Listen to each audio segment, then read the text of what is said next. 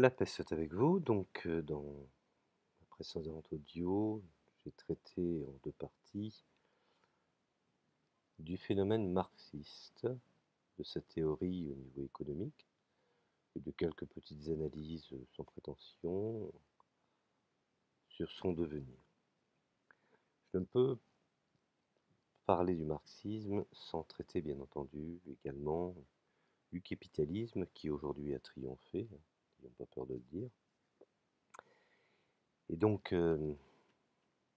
pour parler du capitalisme, il faut bien entendu que j'explique un petit peu d'où vient cette conception, puisqu'elle s'articule sur deux éléments, hein. Donc, premièrement, le capitalisme en tant que tel, qui est la propriété privée des moyens de production, je dirais à titre préhistorique, et la deuxième articulation que constitue le libéralisme. Alors, bien entendu, le libéralisme est une doctrine et le capitalisme est je dirais, un système économique et donc les deux s'articulent. C'est pour ça que souvent les gens confondent libéralisme et capitalisme. Alors pour ce qu'il en est du capitalisme, pour faire simple et rapide, je dirais c'est avec la révolution industrielle, hein, qui touche peu à peu, je dirais, les pays européens au cours du 19e siècle, que prend naissance d'une façon réelle et sérieuse le système capitaliste. Alors, le capitalisme a je dirais, deux aspects de fondamentaux, je dirais de traits fondamentaux qui le caractérisent. Premièrement, la propriété des moyens de production et l'accumulation du capital grâce aux profits réalisés. Pour ce qu'il en est de la propriété privée des moyens de production, parce que les gens aujourd'hui n'arrivent pas tellement à déterminer ce que peut être le capitalisme, ils envoient une esquisse un peu paranoïaque, qui existe aussi, hein, le capitalisme spéculatif, financiarisé, qui est une atrophie, à mon sens, du capitalisme, ou un excès, qui malheureusement aujourd'hui est source de référence. Donc je tiens à remettre les pendules à l'heure. Donc pour ce qu'il en est du système capitaliste, hein, on parle bien de la liberté de propriété individuelle, qui je dirais est le grand principe du capitalisme. Bon, elle justifie le droit de propriété sur les moyens de production. Ainsi, par exemple, les terres, les machines, soit la plus grande partie des biens de production, sont détenus par des personnes privées, ou plus exactement réunies en société. La liberté de propriété s'accompagne des droits suivants. Ça, c'est fondamental pour bien comprendre. Droit de gérer, donc d'exploiter ses biens, droit de les vendre également, droit de recevoir des revenus, donc d'en tirer profit, et qui sont finalement au fond liés à la jouissance de cette propriété. Ça, c'est pour ce que j'appelle l'aspect positif. Nous avons également, après la propriété privée des moyens de production, le profit et accumulation du capital. Alors je m'explique. Je dirais que la prédominance de la propriété privée dans un système économique n'est pas suffisante pour le qualifier de capitaliste. C'est pour ça que c'est très subtil. Et c'est une des raisons pourquoi je dis attention, il y a des capitalismes, pas un seul capitaliste. Un seul capitaliste, pardon. À l'identique de son alter ego que peut être le marxisme, hein. Il n'y a pas qu'un seul marxisme, il y a des marxismes. Voilà.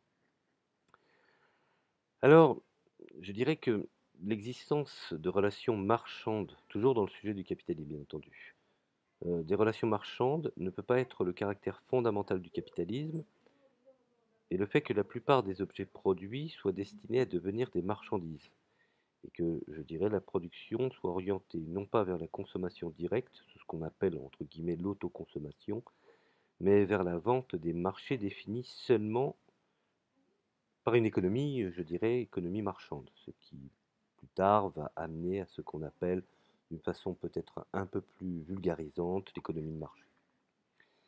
Bon, euh, ceci étant dit, par ailleurs, je dirais que le profit et la recherche du profit ne sont pas des traits spécifiques du capitalisme, puisqu'ils ont de tout temps existé, hein, même avant le capitalisme. Alors, certains se mettent à essayer d'interpréter les actes de commerce, même au niveau antique, comme des actes menant à une certaine forme de capitalisme. Bon, je ne vais pas rentrer dans ces analyses-là, ce n'est pas le lieu et le moment. Alors, ce qui fait l'originalité absolue du système capitaliste, c'est l'accumulation du capital. Grâce au profit, il faut bien préciser de quoi s'agit-il, hein. Donc, je dirais qu'à la différence d'une organisation de la vie économique dominée par l'artisanat, le capitalisme implique que la plus grande part des profits ne soit pas consommée, c'est-à-dire dépensée par les propriétaires de moyens de production, sous forme d'achat de biens de consommation destinés à leur usage personnel, mais bel et bien épargnés et réinvestis dans l'entreprise afin de permettre l'accroissement des moyens de production. Ainsi, je dirais que les entreprises utilisent d'abord leurs bénéfices pour se développer en augmentant la quantité des moyens de production. Bien entendu, la recherche du profit est donc placée sous le signe de l'accumulation du capital, c'est-à-dire, je dirais, un processus de constitution du capital technique, réalisé sous les deux formes que sont, premièrement, l'investissement net, ce qu'on peut qualifier par la création d'équipements supplémentaires, et l'amortissement, ce qu'on peut déterminer par le remplacement des équipements usés ou obsolètes. Alors, sur cela aussi, il y aurait tant à dire. Bref, je considère que le capitalisme correspond ainsi, d'une manière inexorable, à la recherche permanente de profit afin d'accumuler indéfiniment des capitaux. En cela, il est inséparable des moyens modernes d'organisation de la production. Le capitalisme, je dirais, prend appui d'une façon contemporaine sur le développement des formes de rationalisation du travail et de la production, bien entendu, et la recherche de la productivité maximale. C'est ainsi à l'origine une véritable organisation du travail, ce qu'on appelle également la division du travail. Je vous renvoie à Adam Smith et à Ricardo concernant justement cette fameuse division du travail. Alors, au début, cette division du travail était d'une façon locale, nationale, européenne, et aujourd'hui, elle est échelonnée au niveau mondial. Ce qui, bien entendu, présente d'autres défis, puisque d'autres problématiques. Donc, on peut considérer que cette évolution donne ce que j'appelle des structures productives de ce qu'on pourrait déterminer comme étant la fabrique du développement de la concentration des entreprises. Alors, comment pouvons-nous appréhender finalement au fond cette évolution? Certains historiens, par exemple, je dirais, décèlent l'existence d'un capitalisme entre le XVIe et le XVIIIe siècle. Il s'agit alors, certains appellent un capitalisme primitif ou un capitalisme commercial, fondé sur, je dirais, le grand négoce maritime et colonial. Cependant, je voudrais préciser que c'est véritablement la révolution industrielle du XIXe siècle qui marque les débuts du système capitaliste. Pour du moins, je dirais, pour ce qu'il en est de la France. Bien entendu, n'omettons pas la suppression des contraintes réglementaires touchant l'activité économique, qui a été une étape, je dirais, essentielle, voire importante, du développement du capitalisme. On peut dire que les nombreuses crises de surproduction dans la deuxième moitié du XIXe siècle ont conduit les pays européens à rechercher des débouchés nouveaux. Rappelez-vous, toujours cette politique de défi, de réactualisation par rapport à des nouvelles évolutions. Alors, cette domination des pays capitalistes par la colonisation était qualifiée d'impérialisme, ou de ce qu'on peut qualifier également en économie l'impérialisme organisateur. Donc, cette qualification est aussi un dénominateur commun pour les marxistes, plus particulièrement Lénine, qui a apporté au marxisme ce qu'on appelle sa colonne vertébrale étatique. Je vous invite à lire L'état de la révolution de Lénine, qui vous donnera un petit peu un aperçu sur ce qu'on peut qualifier de l'étatisation marxiste dans une nouvelle organisation, puisque même Lénine lui-même disait le stade suprême du capitalisme, c'est l'impérialisme. Bon, ceci étant, je ne vais pas m'éterniser, je ne vais pas faire une analyse sur les œuvres de Lénine, ce n'est pas le moment. Donc, comme je disais que Lénine qualifiait le stade suprême du capitalisme comme étant l'impérialisme, on peut considérer que ça ne se caractérise pas seulement une politique extérieure de puissance, mais bien, je dirais bel et bien une domination économique des colonies et des partages du monde sous l'égide des grands groupes financiers. Donc en définitive, pour ne pas aller trop loin, car je suis à 11 minutes, me semble-t-il, ce sont des sujets qui sont tellement techniques qu'il faut je dirais, les résumer afin qu'ils puissent être audibles auprès de tout à chacun. Donc en définitive, le capitalisme du 19e siècle, je dirais, est davantage un capitalisme sauvage qu'un capitalisme libéral, comme le montre par exemple le maintien du protectionnisme, les politiques de colonisation et de multiplication des ententes.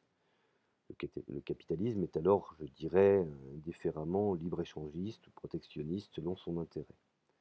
N'oublions pas que les États-Unis ont une politique antitrust. Donc, vous voyez qu'il y a différentes formes de capitalisme. Alors, capitalisme et libéralisme ne coïncident pas toujours, c'est ce que je voulais préciser là-dessus.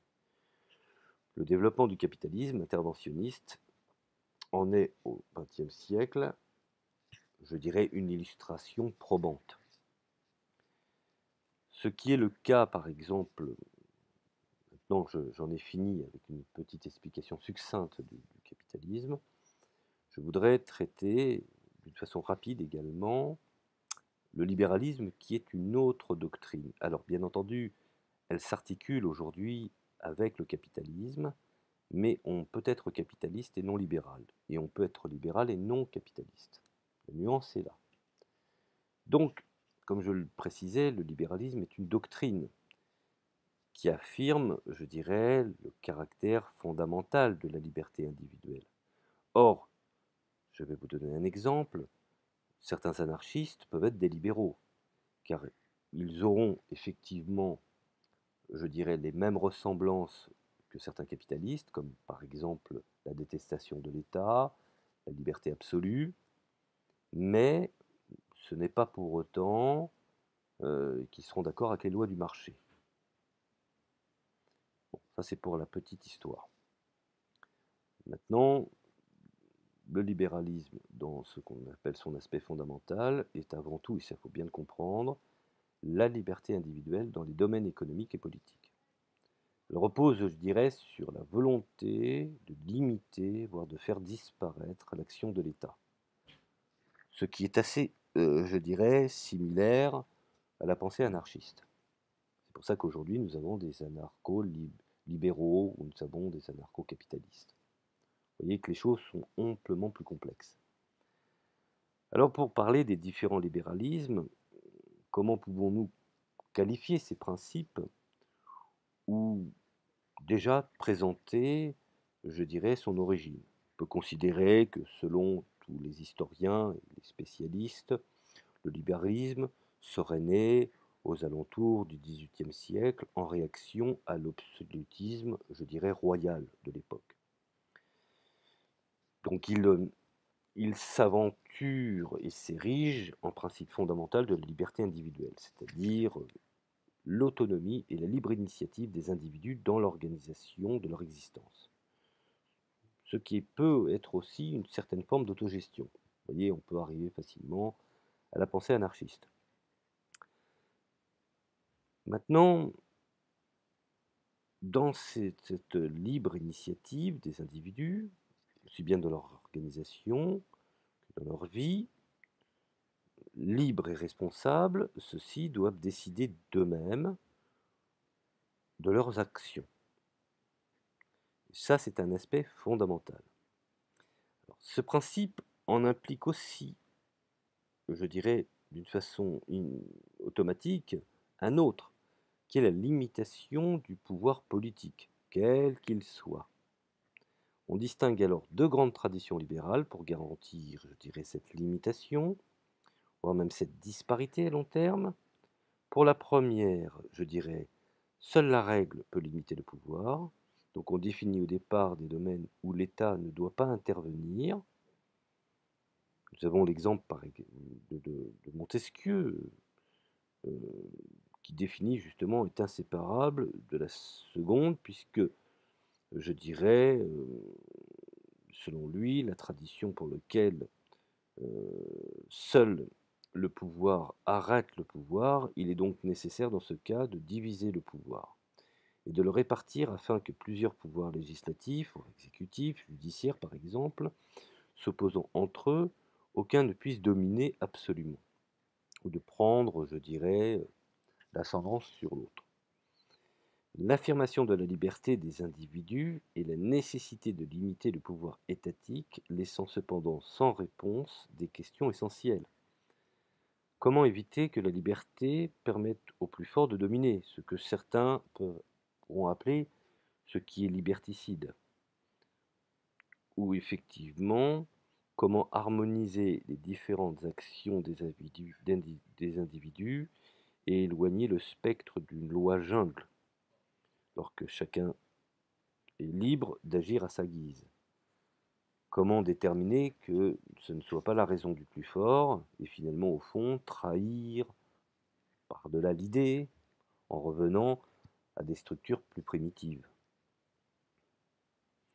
Alors, il faut bien aussi également faire le distinguo entre le libéralisme économique et le libéralisme politique, qui apportent, je dirais, leur lot de réponses différentes à ces questions. Pour faire rapide, le libéralisme politique repose sur l'égalité civile des individus qui se transforment alors en citoyens, donc la liberté d'opinion, de réunion, d'information, la liberté de, je dirais, de se regrouper en association ou en parti politique, représente les libertés publiques sur lesquelles repose le libéralisme politique. Le cœur du libéralisme politique reste toutefois le libre choix des gouvernants. Il est donc inséparable de l'existence d'élections, ce qu'on peut appeler aujourd'hui une certaine forme de démocratie. Les lois, bien entendu, réglant la vie sociale, sont donc le résultat de la volonté des citoyens. Maintenant, le libéralisme économique offre une vision très différente à partir du moment où un certain nombre de libertés sont assurées et respectées. Ce qu'on qualifierait par la liberté de la propriété privée, la libre concurrence, la liberté du travail. Donc il suffit que chacun poursuive son activité pour que se réalise, entre guillemets de façon théorique bien entendu, l'harmonie sociale. Le libéralisme économique fonde alors cette conviction sur un ordre naturel et spontané dans les bienfaits d'un mécanisme de régulation unique. C'est en cela que cela rejoint l'analyse marxiste. Le marché, par exemple, est un processus d'ajustement entre les actions économiques des individus. L'échange est avantageux pour tous les participants, de l'intérêt bien entendu du commun au général, qui n'est que finalement au fond la somme des intérêts particuliers des uns et des autres, ce que Adam Smith a appelé en son temps la fameuse main invisible. Donc le marché apparaît en définitive comme le seul moyen de concilier l'autonomie individuelle et un minimum d'ordre et de contraintes sociales. Dans la réalité, bien entendu, le libéralisme économique et le libéralisme politique ne coïncident, je dirais, pas toujours. De nombreuses dictatures politiques mettent en œuvre les principes de l'économie libérale. À l'inverse, de nombreux pays politiquement libéraux refusent de s'en remettre entièrement à ces principes économiques. Donc, quelques noms importants à retenir concernant les pères fondateurs, je dirais, du libéralisme. Donc, nous avons bien entendu Adam Smith, Thomas Malthus, David Ricardo, Jean-Baptiste Say et John Stuart Mill, qui sont aussi importants car ils sont considérés comme des théoriciens du libéralisme économique que je vous invite à lire. C'est très important, très instructif en plus. Donc, conformément, je dirais, à la double tradition libérale, les économistes se réclamant du libéralisme économique ne sont pas d'accord entre eux sur la façon de limiter l'action politique et de l'État. Pour certains, l'État ne doit pas intervenir dans la vie économique car il perturberait, je dirais, les mécanismes, voire les rouages du marché, et détruirait par voie de conséquence l'allocation optimale des ressources qu'il assure. D'autres, au contraire, pensent qu'il n'est pas possible d'émettre une telle interdiction générale car l'État est obligé d'intervenir, hein, situation bien entendu où le marché serait défaillant ou incontrôlable, voire même impuissant pour les biens collectifs et les effets externes par exemple. Alors dès lors, il est préférable de se limiter son action en favorisant, je dirais, l'émergence d'un contre-pouvoir efficace, groupe de pression, syndicats, mouvements, consommateurs, enfin, la liste serait longue et fastidieuse. Voilà, donc j'ai un peu planté le décor entre des analyses marxistes et puis le capitalisme et le libéralisme. Dans d'autres chroniques, j'interviendrai pour faire des analyses assez rapides sur Lénine, ce qui vous permettra d'avoir une vue d'ensemble et ensuite faire bien entendu vos propres recherches. Je vous remercie de m'avoir écouté. Je vous dis à la prochaine chronique.